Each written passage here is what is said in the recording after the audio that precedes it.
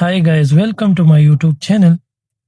Today we find the value of this fraction 7 minus 3 parenthesis 7 minus 3. So we sorted by the rules of mathematics PEMDAS. According to PEMDAS rule, first we solve parenthesis, then exponent, then multiplication or division, and then addition or subtraction.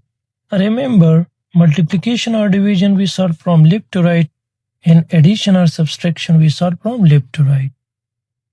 Now we have one subtraction, one parenthesis, and inside of the parenthesis we have one subtraction.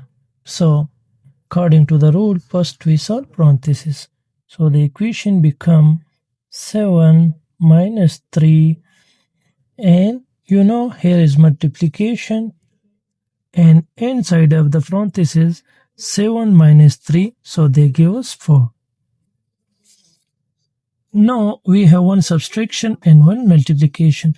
According to the rule, first we solve multiplication, then we solve subtraction. So 7 minus 3 times 4, they give us 12, and 7 minus 12, they give us minus 5. So the final answer is minus 5.